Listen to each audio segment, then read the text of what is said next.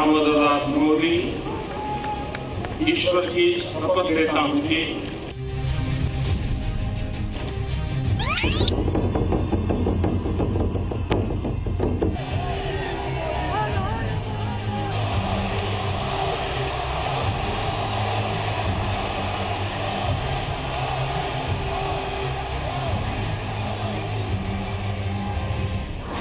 राष्ट्रपति जी ने मुझे प्रधानमंत्री के कार्यभार के लिए शपथ दिलवाई थी, लेकिन हमारे सरकार की कार्य संस्कृति ऐसी है कि हमारे लिए हिंदुस्तान का हर कोना दिल्ली है। एक विश्वास रख करके पूर्ण बहुमत वाली सरकार बनाने का अवसर दिया कि मैं छोटा हूं और छोटे छोटे लोगों के लिए बड़े बड़े काम करके रहूंगा, ये मेरा इरादा है। तन समर्पित, मन समर्पित और यह जीवन समर्पित। प्रधानमंत्री नरेंद्र मोदी को टीम इंडिया की कप्तानी करते हुए 3 साल पूरे हो गए। इन 3 सालों में पीएम मोदी ने एक कप्तान के तौर पर आगे बढ़कर हर मोर्चे पर टीम इंडिया की अगुवाई की। टीम इंडिया, लेकिन क्या मोदी की कप्तानी वाली टीम इंडिया के सभी खिलाड़ी शानदार प्रदर्शन करने में कामयाब रहे? 70 साल की आजादी में कुछ बातें जो अचीव नहीं कर पाए वो इन 3 सालों में अचीव कर पाए हैं। टीम इंडिया के परफॉर्मेंस से देश का कितना फायदा हुआ?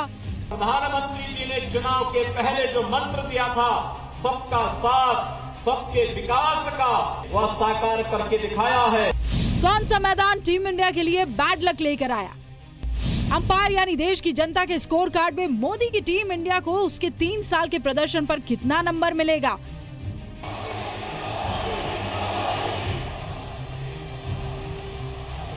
ये सब देखने के लिए आपको अगले आधे घंटे तक हमारे साथ रहना होगा,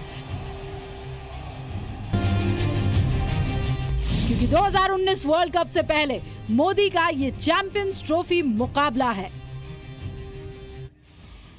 तो 2019 वर्ल्ड कप से पहले मोदी की चैंपियंस ट्रॉफी का ये मुकाबला अगले आधे घंटे में कितना इनका स्कोर कार्ड रहा है वो जानने की हम कोशिश करेंगे। आप देख रहे हैं मोदी अगर कप्तान है तो उप कप्तान गृह मंत्री हैं और फिर वो सारे के सारे कैबिनेट मिनिस्टर्स जिन्होंने एक के बाद एक, चाहे वो स्ट्रेट ड्राइव हो, चाहे वो चौका लगा रहा हो या छक्का लगा रहा हो, यानी वो कौन कौन से बड़े महत्वपूर्ण डिसीजंस और बदलाव देश के लिए इन 3 सालों में किए हैं, आज उसी की बात करने वाले हैं।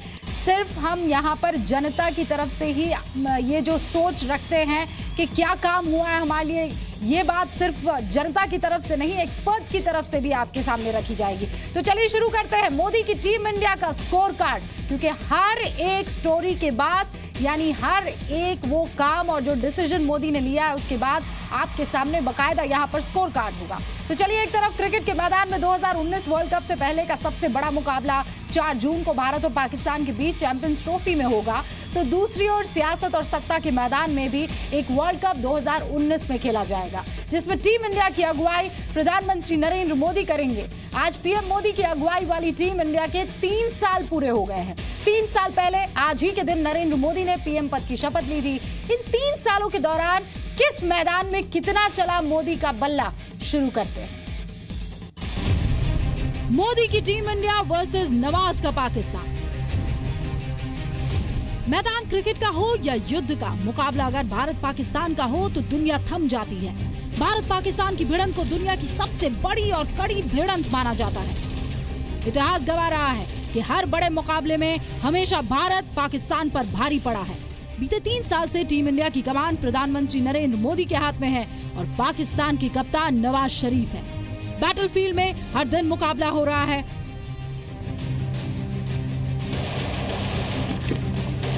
और इस मुकाबले में मोदी की टीम इंडिया जोरदार बढ़त के साथ आगे बढ़ रही है। कश्मीर के उरी में सुबह ही भारतीय जवानों ने पाकिस्तान की बॉर्डर एक्शन टीम यानी बैट के 2 हमलावरों को मार गिराया। 1 मई को पाकिस्तानी बैट ने हमारे 2 जवानों के शवों से बर्बरता की थी, जिसके जवाब में 10 मई को नौशहरा के पास भारतीय सेना ने पाकिस्तानी चौकियों पर 16 बारूदी हमले किए थे। पाकिस्तान धुआं-धुआं हो गया।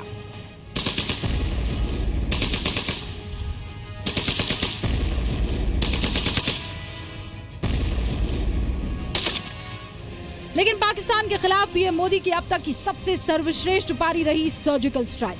29 सितंबर 2016 को एलओसी पार सर्जिकल स्ट्राइक कर भारतीय जवानों ने पाकिस्तान के 7 आतंकी ठिकानों को तबाह कर दिया। 4 घंटे के नॉन स्टॉप ऑपरेशन के दौरान 50 से ज्यादा आतंकियों को मार गिराया गया।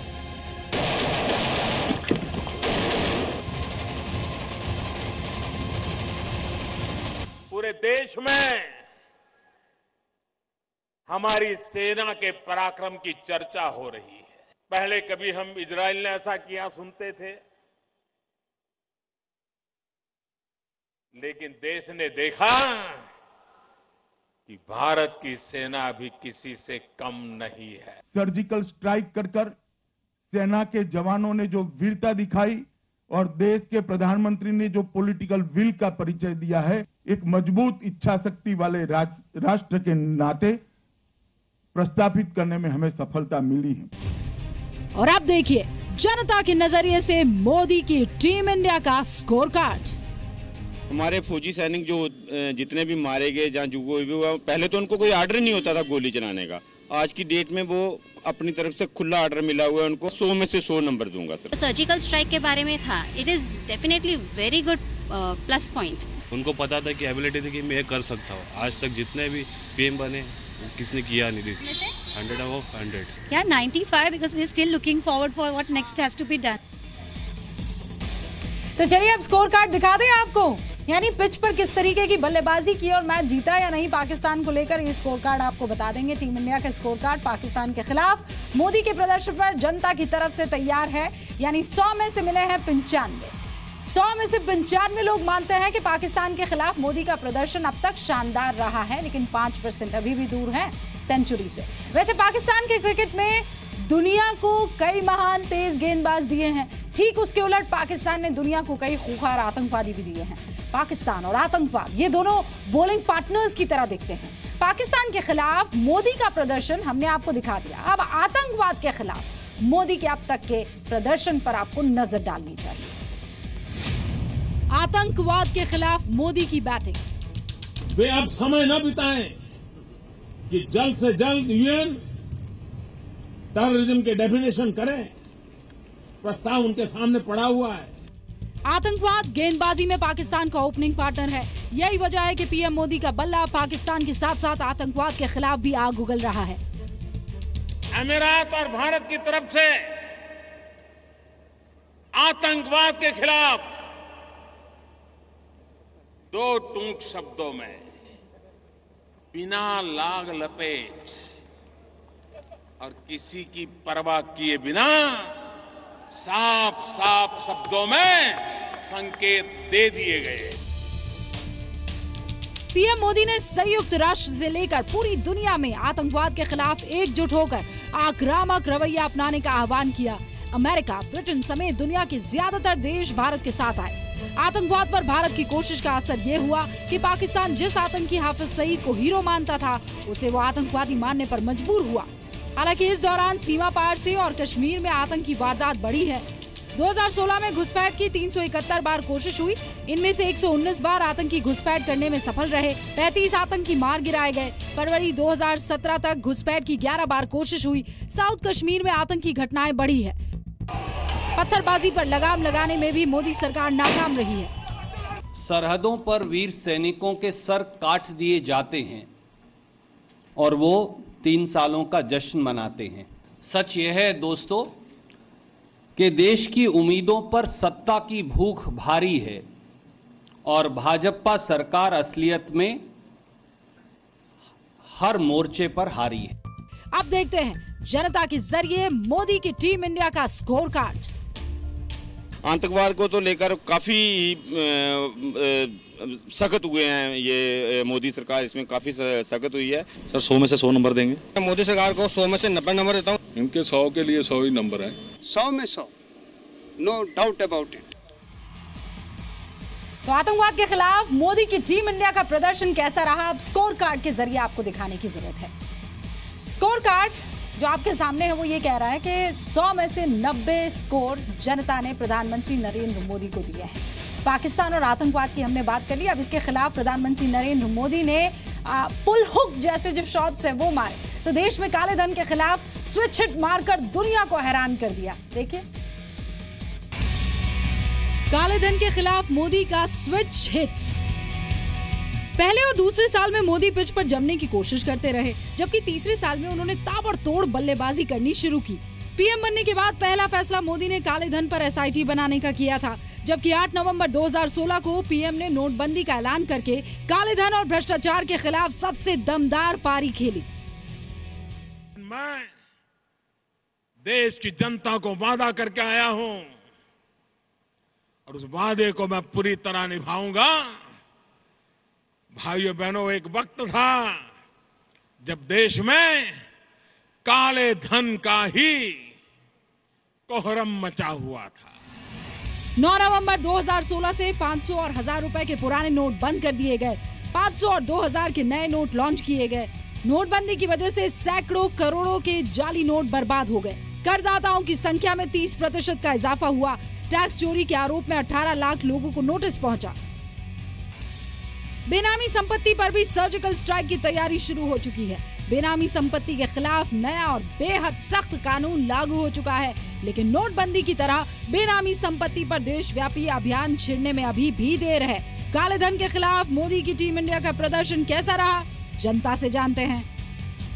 तो काला धन तो सबको जरूरी था कि ये चीज जो ब्लैक मनी चल रही थी आज तक, जिसके वजह से बहुत सारे प्रॉब्लम्स क्रिएट हो रहे थे।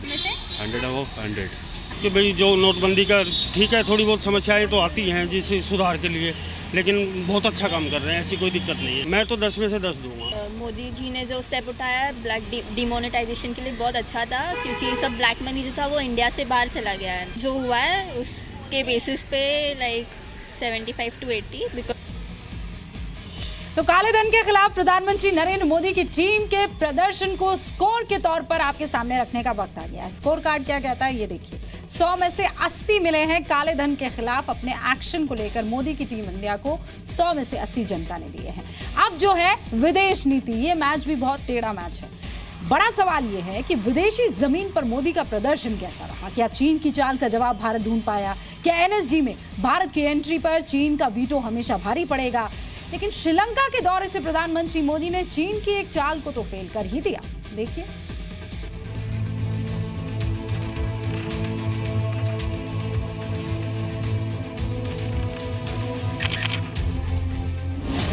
विदेशी मैदान पर कितने जमे मोदी। विदेशी नीति के मुद्दे पर मोदी ने अपना पहला मास्टर स्ट्रोक प्रधानमंत्री बनने से खेला था। 26 मई 2014 को शपथ ग्रहण समारोह में पाकिस्तान समेत पड़ोसी देशों के प्रधानमंत्रियों को बुलाकर मोदी ने हर किसी को हैरान कर दिया था।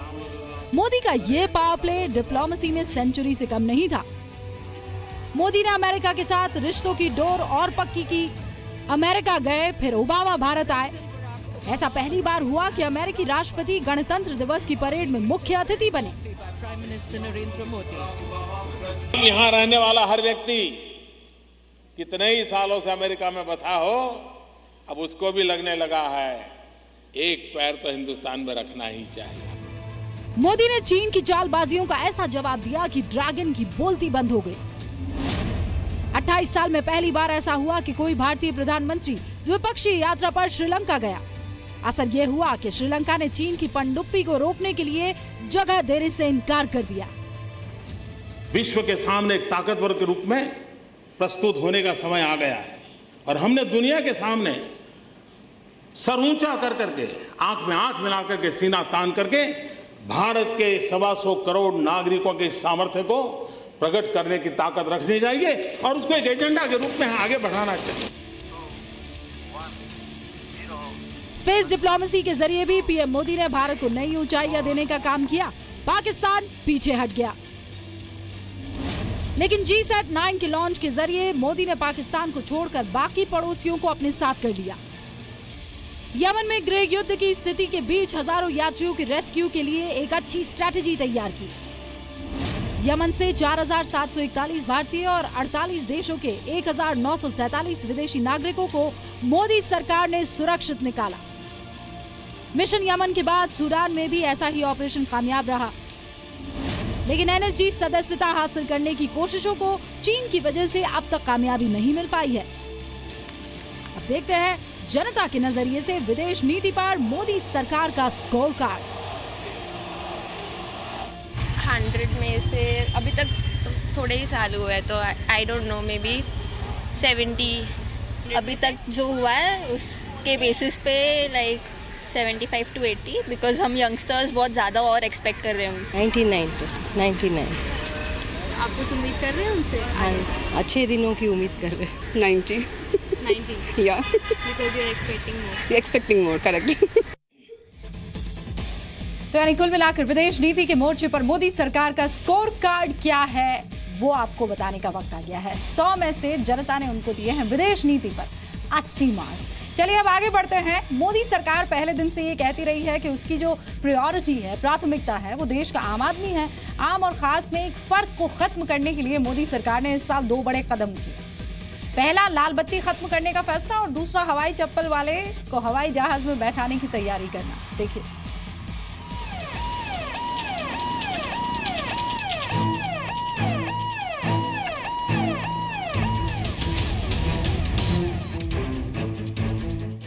अप्रैल 2017 यही वो तारीख है जिस दिन मोदी सरकार ने देश में लाल बत्ती कल्चर पर सबसे बड़ा हथौड़ा चलाया। कैबिनेट की बैठक में फैसला लिया गया था कि पूरे देश में 1 मई से किसी को भी गाड़ियों पर लाल बत्ती लगाने की इजाजत नहीं होगी। कैबिनेट में फैसला होते ही नेताओं की गाड़ियों से लाल बत्ती उतरनी शुरू हो गई थी। आज देश लाल बत्ती मुक्त हो चुका है।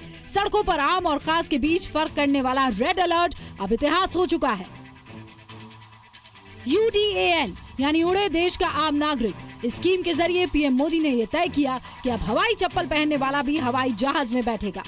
रीजनल कनेक्टिविटी स्कीम के तहत हवाई उड़ान को छोटे शहरों तक पहुंचाया और इसे किफायती बनाया। इसी के तहत हवाई जहाज से 500 किलोमीटर के 1 घंटे के सफर की कीमत 2,500 रुपए रखी गई। 128 रूट्स और 5 ऑपरेटर्स को उड़ान स्कीम में शामिल किया है। टियर 2 और टियर 3 शहरों के 13 एयरपोर्ट्स जहां ज्यादा फ्लाइट्स नहीं चलती, वहां अब अधिक फ्लाइट्स होंगी। इस स्कीम में 45 ऐसे एयरपोर्ट्स हैं जो सेवा में नहीं है, उन्हें एयर नेटवर्क में कनेक्ट किया गया है। जो सामान्य व्यक्ति हवाई चप्पल पहन करके घूमता है, वो मुझे हवाई जहाज में दिखना चाहिए, ये मेरा सपना। अब देखते हैं कि देश में आम आदमी की नजर में VIP कल्चर पर हुई चोट के लिए मोदी सरकार को कितने नंबर मिले हैं। 10 में 7 नंबर देना चाहें। हम 10 के 10 नंबर दे देंगे। मैं तो 10 में से 10 दूंगा। 10 में से मैं इनको 8 नंबर तो कम से कम दूंगा। मैं मोदी सरकार को 100 में से 90 नंबर देता हूँ। तो VIP कल्चर पर चोट के जरिए पीएम मोदी ने यह संदेश दे दिया कि देश में हर आम आदमी और खास आदमी बराबर है। There is no difference. और सरकार की प्राथमिकता में अगर कोई है तो वो आम आदमी है। VIP कल्चर के खिलाफ आंदोलन में पीएम मोदी ने स्कोर कितना लिया है? 100 में से 75। ऐसे धीरे धीरे स्कोर कम होता जा रहा है, लेकिन देखते हैं आगे किस तरीके का प्रदर्शन रहा है। सामाजिक सुरक्षा की पिच पर प्रधानमंत्री नरेंद्र मोदी की बल्लेबाजी कैसी रही? गरीबों के कल्याण का मोदी का वादा प्रदर्शन में बदला क्या? देखिए, ये धुआं जो फेफड़ों में जाकर तबाही मचाता है, इस धुएं का मिटाने नामो निशान आपकी रसोई में आ रहा है LPG गैस। मोदी सरकार की सबसे महत्वाकांक्षी योजनाओं में से एक प्रधानमंत्री उज्ज्वला योजना है। इस एक योजना का जिक्र प्रधानमंत्री मोदी ने करीब करीब हर मंच से किया है। हमने 1 साल में 3 करोड़ से ज्यादा परिवारों को रसोई का गैस दे दिया। उज्ज्वला योजना की सफलता की कहानी उससे जुड़े आंकड़े खुद बयां कर रहे हैं। प्रधानमंत्री उज्ज्वला योजना 2004 से 2014 यानी 10 सालों में 5 करोड़ 31 लाख LPG कनेक्शन दिए गए थे, जबकि 2014 से 17 यानी पिछले 3 सालों में 6 करोड़ 9 लाख कनेक्शन दिए जा चुके हैं। गैर कांग्रेसी सरकार जो अपने बहुमत पे, भारत के गरीबों के आशीर्वाद पे जनसेवा में लगा है, इतने गरीबों के बैंक खाते खुले गए, इतने गरीबों के घर में LPG की चूल्हा पहुंचाया गया। देश में पिछले 3 साल में 28 करोड़ 63 लाख जनधन अकाउंट खोले गए हैं। प्रधानमंत्री बीमा सुरक्षा योजना और सड़क सुरक्षा बीमा योजना में 18 से 70 साल का कोई भी नागरिक दुर्घटना बीमा कवरेज का हिस्सा बन सकता है। ये योजना मई 2015 में शुरू हुई थी। तब से लेकर अब तक 25 लाख से ज्यादा लोग इस योजना के तहत रजिस्ट्रेशन करा चुके हैं। बीमा योजना में सिर्फ 12 रुपए के प्रीमियम से 2 लाख रुपए का दुर्घटना मृत्यु बीमा कवर दिया जाता है, जबकि जीवन ज्योति योजना में सिर्फ 350 रुपए में प्राकृतिक मृत्यु या दुर्घटना मृत्यु पर 2 लाख रुपए का बीमा कवर होता है। सामाजिक सुरक्षा यानी सोशल सिक्योरिटी के मैदान पर मोदी के प्रदर्शन पर लोगों ने 50 से लेकर 100 नंबर तक दिए हैं। औसत हमने जब निकाला तो देखा कि स्कोर बनता है उनका 65, यानी 100 में से 65 नंबर सोशल सिक्योरिटी को लेकर है। लेकिन प्रधानमंत्री नरेंद्र मोदी ने जिन बड़े मैदानों में बड़ी पारी खेली है उनमें से एक डिजिटल मैदान भी है। भ्रष्टाचार के खिलाफ मोदी की डिजिटल क्रांति की देश भर में चर्चा हुई, लेकिन कामयाबी कितनी मिली, देखिए इस रिपोर्ट में। डिजिटल ग्राउंड में मोदी की सेंचुरी। ईमानदारी के लिए जीने का अवसर आया है। जो ईमानदारी से जीता था उसका विश्वास बढ़ा है, उसको लगता है अब बेईमानों के लिए चैन से जीना मुश्किल हुआ है, अब मेरी ईमानदारी रंग लाएगी। भ्रष्टाचार के खिलाफ जंग में प्रधानमंत्री नरेंद्र मोदी ने डिजिटल क्रांति की शुरुआत की, भीम ऐप लॉन्च किया, कैशलेस लेन देन के लिए देश भर में मुहिम चलाई। एक और काम हो रहा है जिसकी सिक्योरिटी की चेकिंग की व्यवस्था चल रही है इन दिनों। वो आने के बाद तो ये भीम की ताकत ऐसी होगी कि आपको न मोबाइल फोन की जरूरत पड़ेगी, न स्मार्टफोन की जरूरत पड़ेगी, न फीचर फोन की जरूरत पड़ेगी, न इंटरनेट की जरूरत पड़ेगी, सिर्फ आपका अंगूठा काफी है। बीते 3 साल में मोबाइल बैंकिंग लेन देन में जबरदस्त वृद्धि हुई है। 2013 और 14 में 9 करोड़ 47 लाख लोग मोबाइल बैंकिंग का इस्तेमाल करते थे। 2016 और 17 में 72 करोड़ 22 लाख लोग मोबाइल बैंकिंग का इस्तेमाल कर रहे हैं। 2013-14 में 9,556 करोड़ रुपए का डिजिटल लेन देन हुआ था और 2016 और 17 में 12,333 करोड़ रुपए का डिजिटल लेन देन हुआ। और अब देखिए जनता के नजरिए से मोदी सरकार की टीम इंडिया का स्कोर कार्ड। 100 में से 60, 100 में 80, 100 में से 85, 100 में मैं 95 नंबर देना चाहती हूँ। मैं 98 दूंगी। तो डिजिटल इंडिया पर जनता के नजरिए से स्कोर कार्ड को देखा जाए तो 100 में से मिलते हैं प्रधानमंत्री नरेंद्र मोदी की टीम को 80, नॉट बैड। चलिए अब बात कर लेते हैं अर्थव्यवस्था की। ये तो सबसे इम्पोर्टेंट है जिस पर हिंदुस्तान टिका हुआ है, हम और आप टिके हुए हैं, क्योंकि यहाँ बात पैसे की होती है साहब। हर काम पैसे से ही होता है। तो अर्थव्यवस्था के मैदान पर मोदी का प्रदर्शन कैसा रहा, देखिए।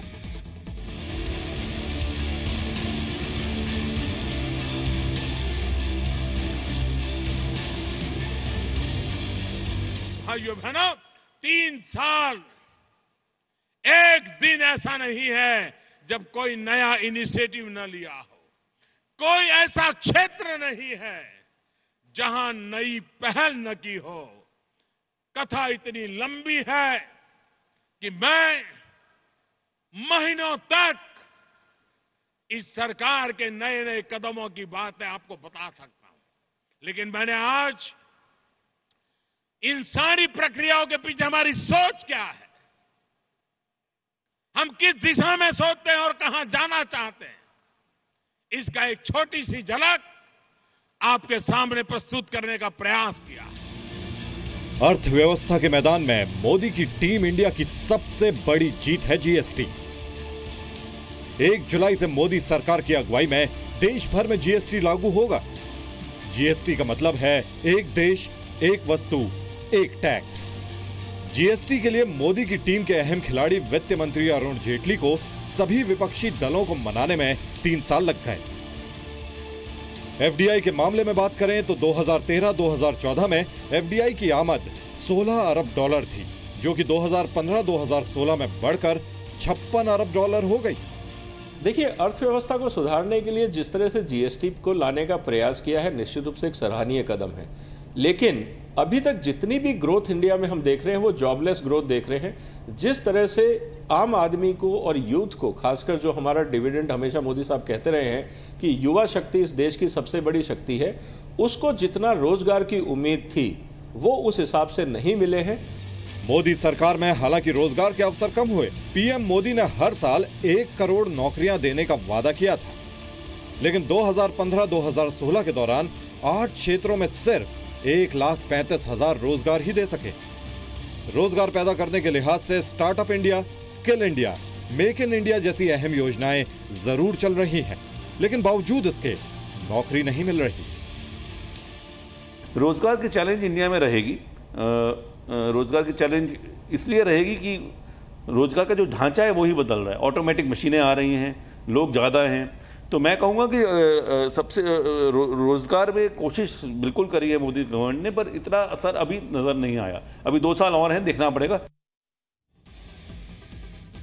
तो अर्थव्यवस्था और रोजगार दोनों को मिलाकर देखा जाए तो जीएसटी जो है वो बड़ी कामयाबी है, लेकिन रोजगार में मोदी का प्रदर्शन औसत से भी कम रहा है। ऐसे में जनता ने उनको दिए हैं 100 में से 60। इसके लिए बहुत मेहनत करने की जरूरत है टीम इंडिया को और टीम इंडिया के कप्तान नरेंद्र मोदी को। वैसे ये सही है कि मोदी सरकार के आने के बाद से 2 साल देश ने बड़ा सूखा झेला है, जिस वजह से किसानों को बड़ा नुकसान पहुंचा है, लेकिन उसके बावजूद मोदी सरकार ने किसानों को कई योजनाओं के जरिए फायदा पहुंचाया। विपक्ष कह रहा है कि अभी किसान रोजाना आत्महत्या कर रहे हैं। 2014 में जब मोदी ऐतिहासिक बहुमत के साथ सत्ता में आए थे, तब उन्होंने किसानों की इनकम डबल करने की बात कही थी। किसानों की आत्महत्याओं को रोकने के लिए फुल प्रूफ कार्यक्रम बनाने का दावा किया था, लेकिन आज 3 साल बाद विपक्ष किसानों के मुद्दे पर ही मोदी सरकार को घेर रहा है कि हर रोज 35 किसान फंदे पर झूल जाते हैं और वो 3 सालों का जश्न मनाते हैं। हालांकि सरकार दावा कर रही है कि किसानों को सुरक्षा देने का काम प्राथमिकता पर किया गया है। 2013 में 2 करोड़ 9 लाख खरीफ किसानों को बीमा योजना में शामिल किया गया, जबकि 2016 में यह संख्या 2 गुनी हो गई। 4 करोड़ 1 लाख खरीफ किसानों को बीमा योजना का फायदा मिला। 2013 में खरीफ किसानों की बीमा राशि 49,454 करोड़ रुपए थी, जबकि 2016 में यह बीमा राशि का आंकड़ा 1,35,190 करोड़ पर पहुंच गया। और अगर हमारे देश का किसान मदद करे, पर ड्रॉप मोर क्रॉप, बूंद बूंद पानी से फसल का उत्तम उत्पादन करने का फैसला करे, micro irrigation, drip irrigation, sprinkler technology का उपयोग, इसको अगर हम महत्व दें, भाइयों बहनों, मुझे विश्वास है कि मेरे देश के किसान की जिंदगी में पानी कभी संकट पैदा न करे, ये स्थिति पैदा की जा सके। तो किसानों के मसले पर 3 साल में मोदी ने किसानों के कल्याण के लिए जो जो योजनाएं चलाई है, उसके लिए जनता ने प्रधानमंत्री नरेंद्र मोदी और उनकी टीम को क्या स्कोर दिया है? 100 में से 60। अभी 3 साल हुए हैं, 2 साल बाकी है, लेकिन थोड़ा है, बहुत की जरूरत।